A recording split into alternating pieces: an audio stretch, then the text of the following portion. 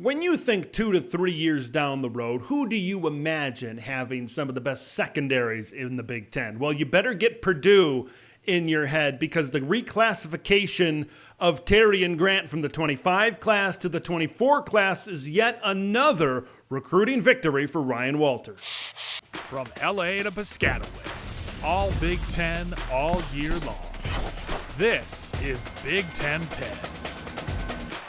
2 4-star safeties and now a high 4-star or 5-star, depending on the service corner coming in to West Lafayette. It's just another ho-hum type of day recruiting for Ryan Walters, isn't it? Let's talk about Tarrion Grant and the skill set that he really provides. The first thing that really pops off the tape is his length. He's got length for days. At 6'3", 175 pounds, that can really cause a problem, not only at the level he's at now, but once he gets to the Big Ten. When I specifically look at him and his length, here are kind of 2 things that really pop out to me that's going to make it difficult, and it says this on his high school tape as well. When you're dealing with a corner that has as long of strides as he does and has as long as arms as he does, and the length package overall, it makes it so much more difficult for a wide receiver to separate because his stride is a lot longer than your stride, and his long arms really make it extremely difficult for a quarterback to really fit the ball in there, especially on those out routes going to the sidelines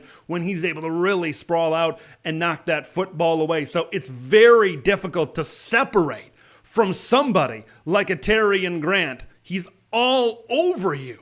And then you look at the other side of things. Quarterbacks really like to have a lot of those passing lanes. They like to fit the ball just over the hand of a linebacker, a safety, a cornerback. But his length really takes away more opportunities and more passing lanes for some of these quarterbacks and some of these offenses as well. I rewind back to the USC spring game. I saw a guy, DeCarlos Nicholson. He was a transfer coming over from Mississippi State. He had a similar height to him and a similar length to him as well. And it was just so difficult. He has such a wider radius, that length, and especially that athleticism that Tarrion Grant has. You look at 10.71 in the 100 meters, you look at 22.50 in the 200 meters, and a 23-foot long jump. For those of you that aren't into track and field, yeah, that's good. He's a very, very athletic prospect, and I really like his package as a whole. And then when you factor in his weight, 175 pounds. That might stick out to you and say, well, maybe he's not a guy that wants to play near the line of scrimmage. I thought he had really good pursuit on his high school tape. I thought he took really good angles in defending the run, squaring his shoulders up, and making some good, sure tacklers. Now, tackling in Tennessee high school football is a lot different than coming up and run support in the Big Ten Conference. So you got to think when he comes on campus, he's going to have to bulk up a little bit, especially if he wants to be a guy that can step up in the box and play that run game. When you're a Big Ten defense, to be effective, you need those defensive backs that can certainly come up and make those tackles and run support. You watch Tarrion's high school tape, and then you read some of the evaluations from some of the recruiting experts, and they tell a lot of the same story as it pertains to takeaways. I emphasize that word because it's almost got a dual meaning. Reading some of the evaluations, hey, he didn't have a lot of chances to take the football away via the interception or get a ton of pass breakups.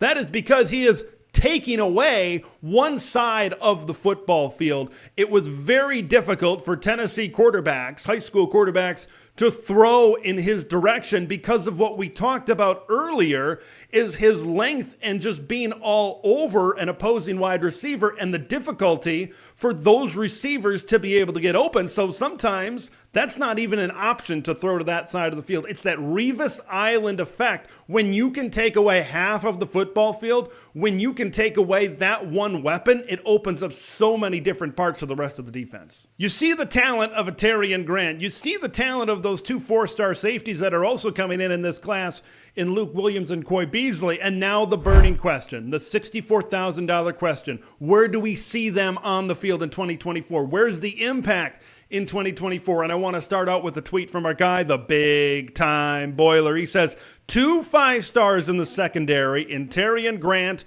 and Nyland Green. Then you have Dylan Thieneman, who basically played like a 5-star freshman last year. high 4 stars with Beasley, and safety Luke Williams coming in to go along with Markevius Brown and Kydrich Breedlove as well. Loving this secondary potential. We call it P squared, that Purdue potential, because, man, it is certainly there with the names that BTB certainly listed off there. So let's kind of look at 2024 when it comes to these 3 impact freshmen coming in and what is already established on this Purdue defense that was at the bottom of the barrel, 14th out of 14th in yards allowed via the pass and passing yards per game as well.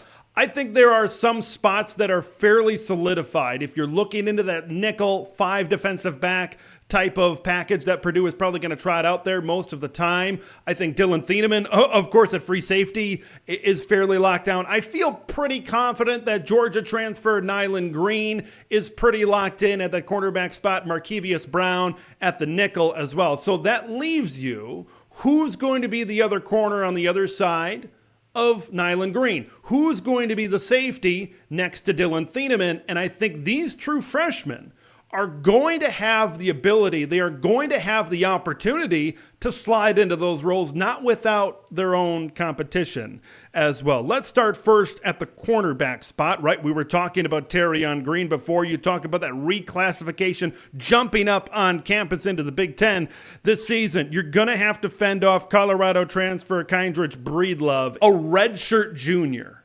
Breedlove is. So you look at that compared to a reclassified now true freshman. Is Tarrion Grant that talented, that long, that athletic to be able to step into that cornerback spot and leapfrog someone that has multiple years of power college football experience? I'm not sure. Okay, we're going to find that out. You got to think Tarrion Grant is certainly going to be in the discussion. Looking over to that safety spot alongside Dylan Thieneman, you really might have 4 guys for one spot here. We talked about those 2 freshmen coming in Beasley and Williams, that Purdue fans are very excited about. And then you look at the incumbent Antonio Stevens that already has a year under his belt in this system. Holy Cross transfer Sterling Smith is in there as well. So there's a lot of guys in that room to battle alongside Dylan Thieneman. You don't need a superstar because you already have one at that other safety spot. You need somebody who's going to be able to complement, and you need somebody that's going to be on the other half of the field that's not going to give up big plays. You know Dylan can make plays on his half of the field. You just need someone on the other half that's not going to give up big plays down the field, which is what Purdue did, honestly, in their spring game when Hudson Card was able to get over the top, kind of a missed assignment early in that one. And then last season in 2023 as well, I know it was the first year of a new scheme, but that other safety spot is going to be big, that they have somebody in there that they can solidify as not exactly the weak point.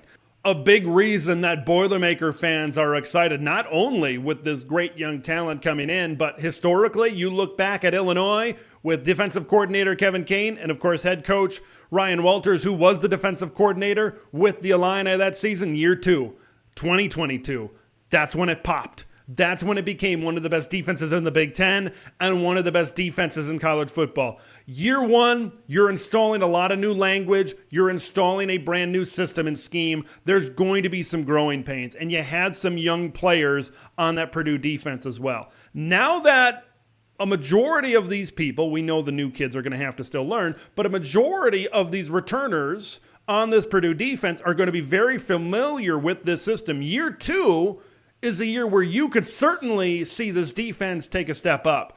But for me, it could possibly be year number 3 in 2025 when the Boilermakers have a really, really good defense. You could possibly have Dylan Thieneman be a true junior that season. If Nyland Green comes back, he would be a senior. You'd lose Markevius Brown, but Kydrich Breedlove could also be in this system as well. I know Antonio Stevens is also a senior. There's a lot of youth. And the more time and experience, especially these freshmen have, that's why this year them getting on the field and being a part of this defense is so important, so they can get those quality Big Ten game reps. And once you get to 2025, once you get to 2026, you have that experience where you can develop and take away those weaknesses, focus on your strengths, and continue to build your talents across this defense. May is the month where everybody's positive. This is the time of year where your team is going to make a run towards a Big Ten championship. Your team is going to take that next step. Everybody's feeling like they're going to have a great season. There's no negativity.